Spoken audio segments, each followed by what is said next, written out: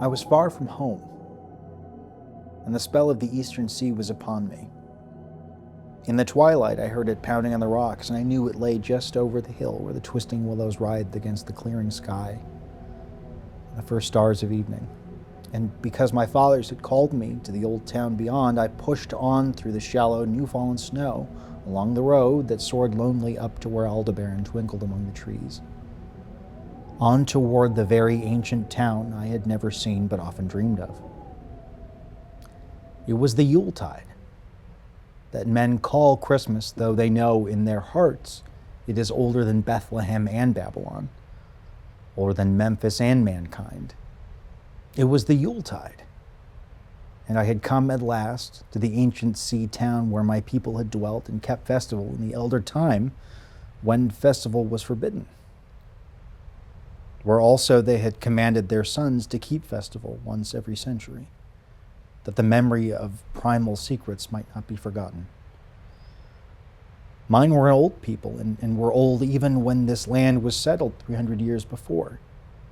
And they were strange because they had come as dark, furtive folk from opiate southern gardens of orchids, and spoke in another tongue before they learnt the tongue of the blue-eyed fishers. And now they were scattered and shared only the rituals of mysteries that none living could understand. I was the only one who came back that night to the old fishing town as legend bade, for only the poor and the lonely remember. Then beyond the hill's crest I saw Kingsport outspread frostily in the gloaming. Snowy Kingsport with its ancient vanes and steeples, ridgepoles and chimney pots, wharves and small bridges, willow trees and graveyards. Endless labyrinths of steep, narrow, crooked streets and dizzy church-crowned central peak that time durst not touch. Ceaseless mazes of colonial houses piled and scattered at all angles and levels like a child's disordered blocks. Antiquity hovering on gray wings over winter-whitened gables and gambrel roofs. Fanlights and small-paned windows, one by one gleaming out in the cold dusk to join Orion and the archaic stars. And against the rotting wharves the sea pounded, the secretive, immemorial sea out of which the people had come in the elder time. Beside the road at its crest, a still higher summit rose, bleak and windswept, and I saw that it was a burying ground, where black gravestones stuck ghoulishly through the snow like the decayed fingernails of a gigantic corpse. The printless road was very lonely, and sometimes I thought I heard a distant, horrible creaking, as of a gibbet in the wind.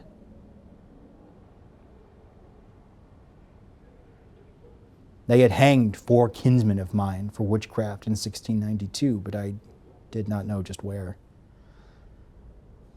As the road wound down the seaward slope, I listened for the merry sounds of a village at evening, but did not hear them.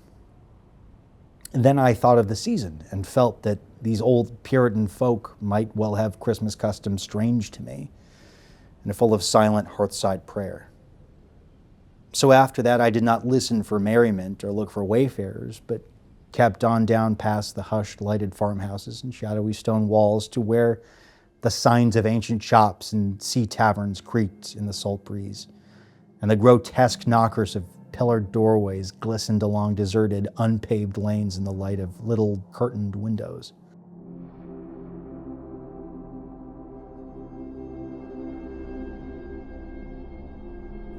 I had seen maps of the town and knew where to find the home of my people. It was told that I should be known and welcomed, for village legend lives long.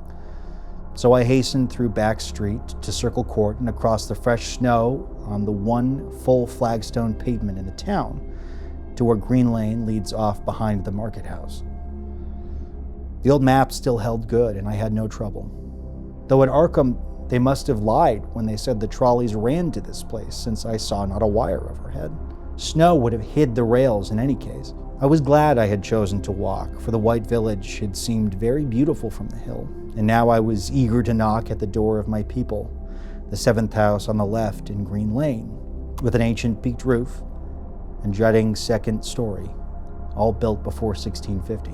There were lights inside the house when I came upon it, and I saw from the diamond-windowed panes that it must have been kept very close to its antique state. The upper part overhung the narrow, grass-grown street and nearly met the overhanging part of the house opposite, so that I was almost in a tunnel, with the low stone doorstep wholly free from snow. There was no sidewalk, but many houses had high doors reached by double flights of steps with iron railings. It was an odd scene, and because I was strange to New England, I had never known its like before. Though it pleased me, I would have relished it better if there had been footprints in the snow, people in the streets, and a few windows without drawn curtains. When I sounded the archaic iron knocker, I was half afraid. Some fear had been gathering in me, perhaps because of the strangeness of my heritage and the bleakness of the evening and the queerness of the silence in that aged town of curious customs.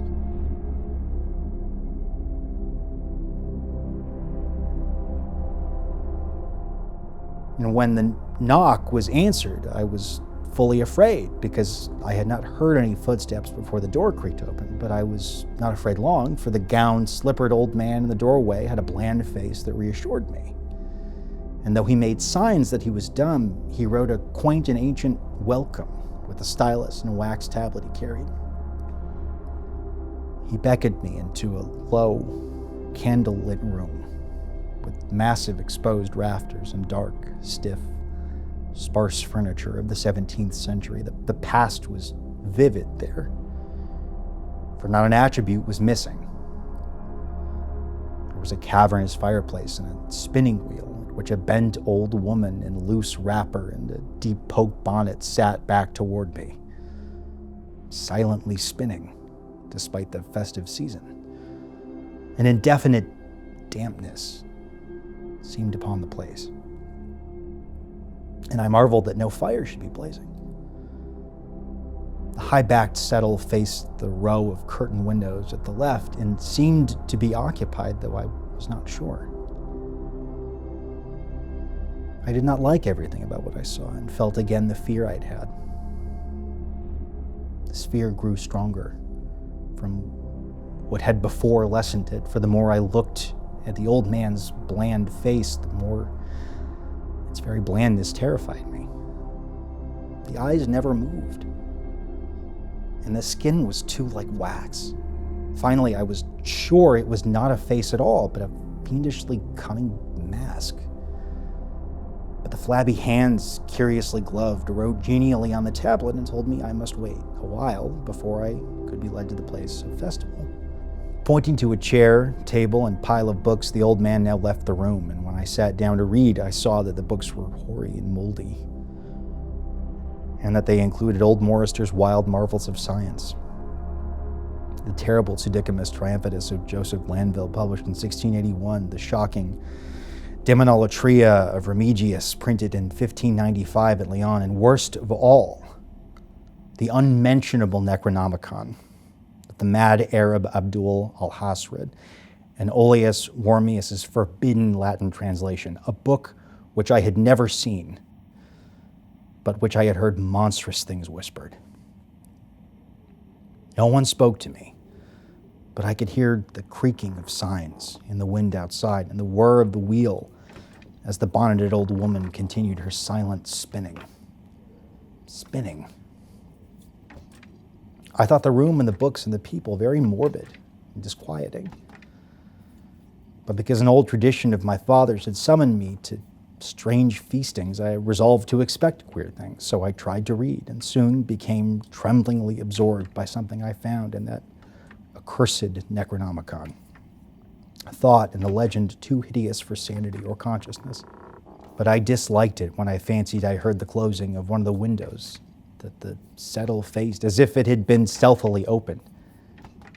It had seemed to follow a whirring that was not of the old woman's spinning wheel. This was not much, though, for the old woman was spinning very hard and the aged clock had been striking. After that, I lost the feeling that there were persons on the settle and was reading intently and shudderingly when the old man came back, booted and dressed in a loose antique costume, and sat down on that very bench so that I could not see him.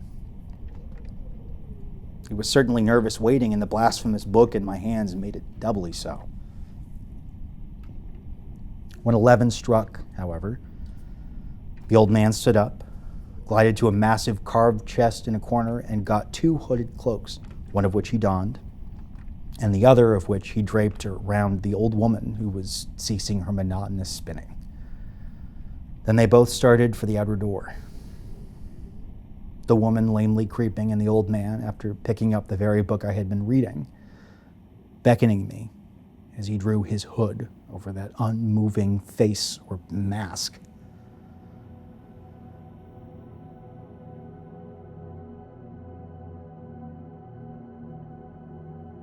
We went out in the moonless and tortuous network of that incredibly ancient town, went out as the lights in the curtain windows disappeared one by one, and the dog star leered at the throng of cowled, cloaked figures that poured silently from every doorway and formed monstrous processions up this street and that, past the creaking signs and antediluvian gables, the thatched roofs and diamond-paned windows, threading precipitous lanes where decaying houses overlapped and crumbled together, gliding across open courts and churchyards where the bobbing lanthorns made eldritch, drunken constellations.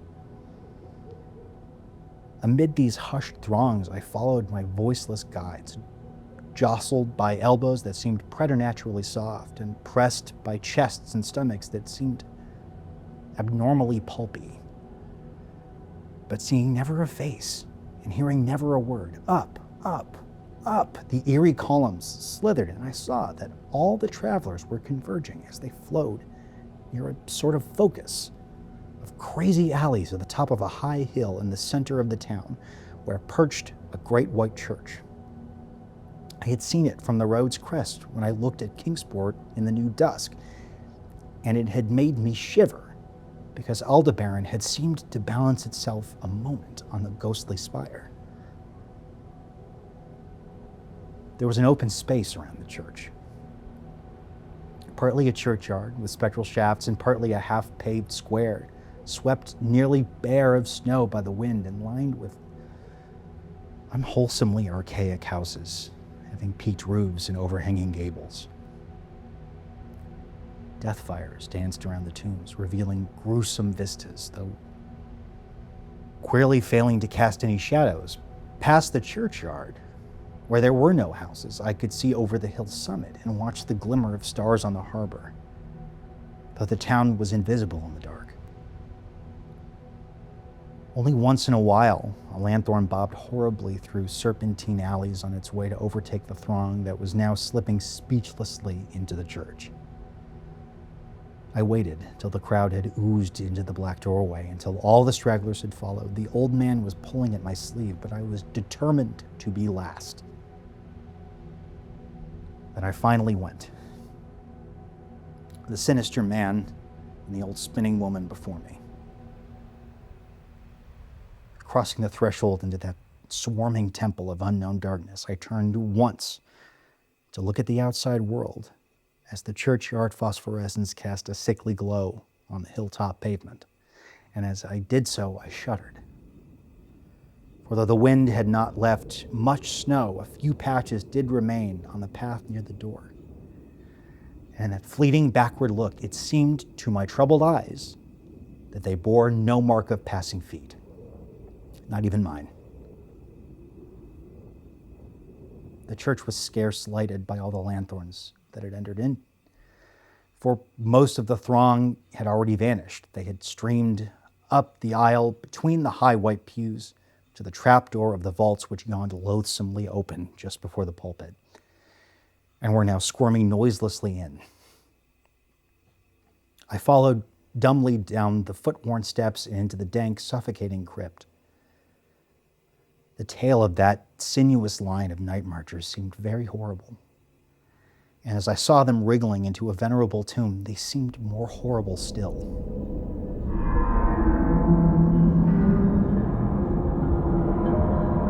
Then I noticed that the tomb's floor had an aperture down which the throng was sliding, and in a moment we were all descending an ominous staircase of rough-hewn stone, a narrow spiral staircase, damp and peculiarly odorous, that went endlessly down to the bowels of the hill past monotonous walls of dripping stone blocks and crumbling mortar. It was a silent, shocking descent, and I observed, after a horrible interval, that the walls and steps were changing in nature, as if chiseled out of solid rock. What mainly troubled me was that the myriad footfalls made no sound and set up no echoes.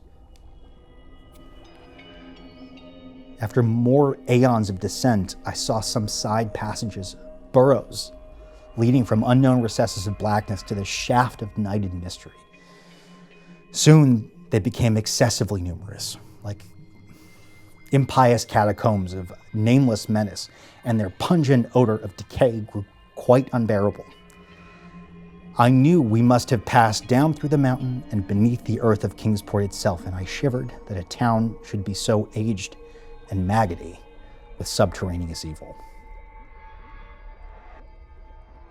Then I saw the lurid shimmering of pale light and heard the insidious lapping of sunless waters. Again I shivered, for I did not like the things that the night had brought, and wished bitterly that no forefather had summoned me to this primal rite.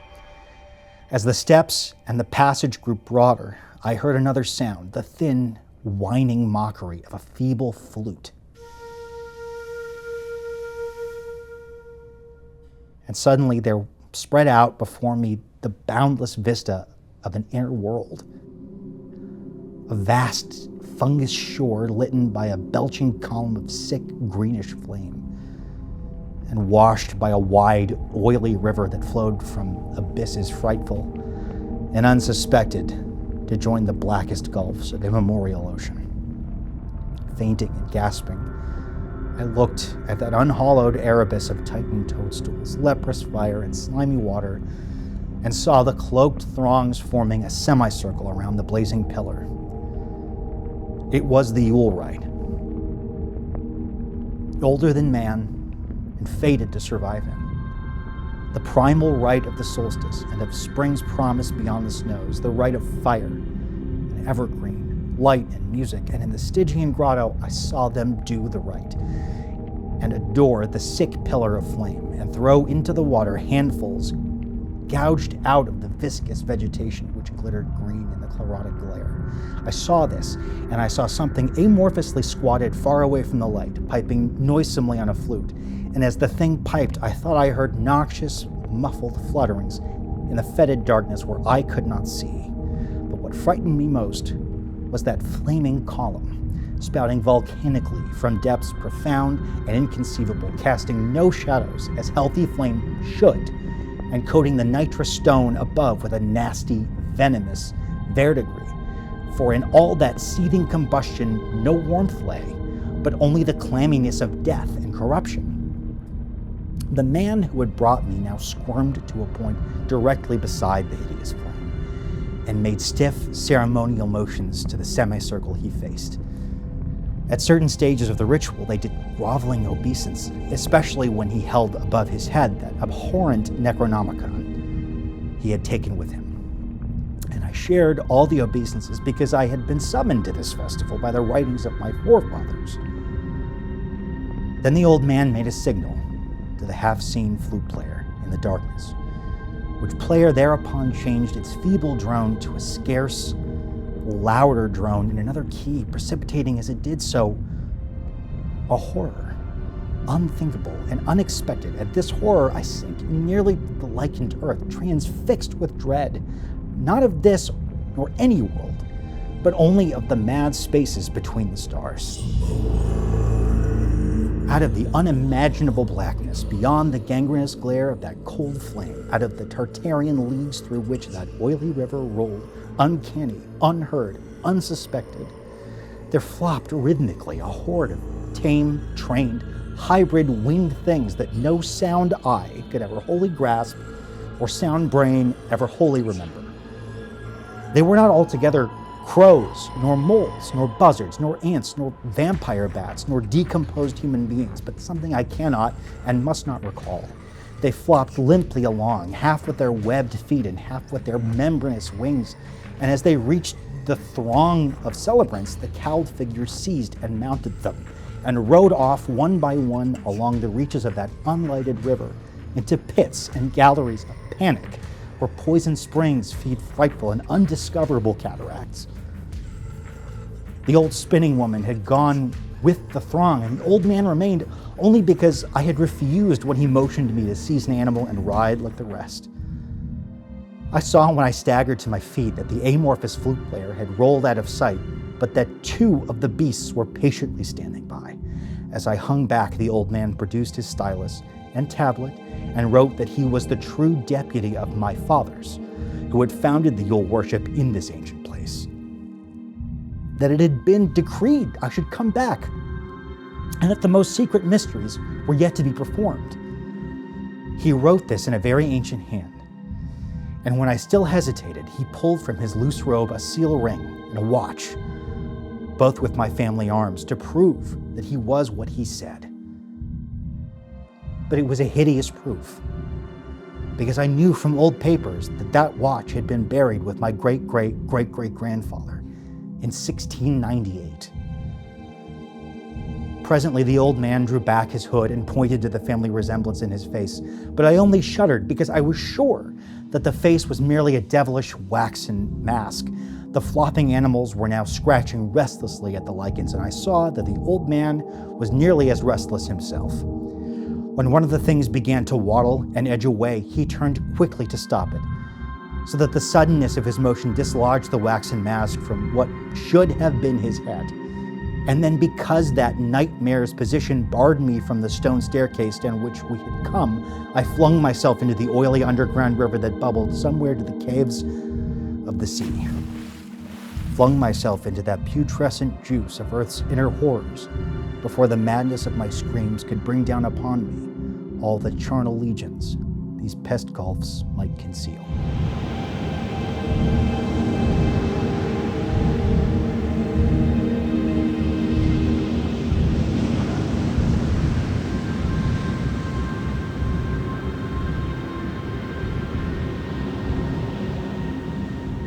At the hospital, they told me I had been found half frozen in Kingsport Harbor at dawn, clinging to the drifting spar that accident sent to save me.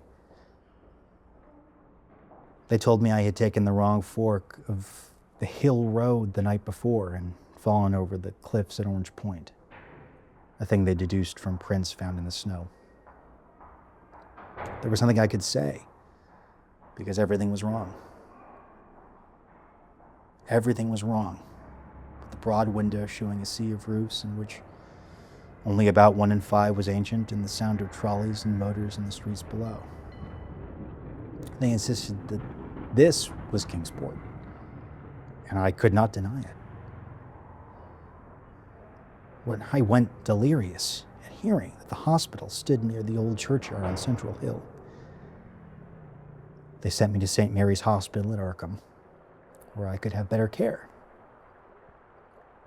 I liked it there, for the doctors were broad-minded and even lent me their influence in obtaining the carefully sheltered copy of Alhazred's objectionable Necronomicon from the library of Miskatonic University. They said something about a psychosis and agreed I had better get any harassing obsessions off my mind.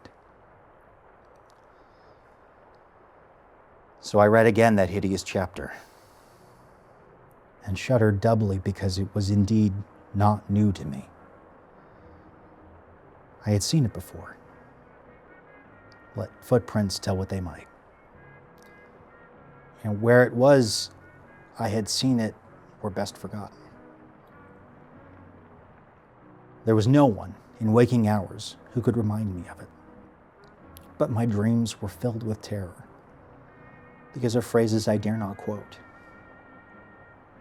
I dare quote only one paragraph, but into such English as I can make from the awkward low Latin.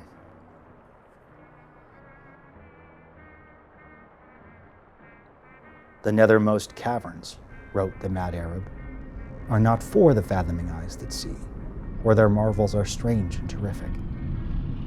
Curse the ground where dead thoughts live new and oddly bodied, and evil the mind that is held by no head. Wisely did Ibn Shakabak say that happy is the tomb where no wizard hath lain, and happy the town at night whose wizards are all ashes. For it is of old rumor that the soul of the devil-bot hastes not from his charnel clay, but fats and instructs the very worm that gnaws, till out of corruption horrid life springs, and the dull scavengers of earth wax crafty, to vex it, and swell monstrous to plague it. Great holes secretly are digged, where earth's pores ought to suffice, and things have learnt to walk that ought to crawl.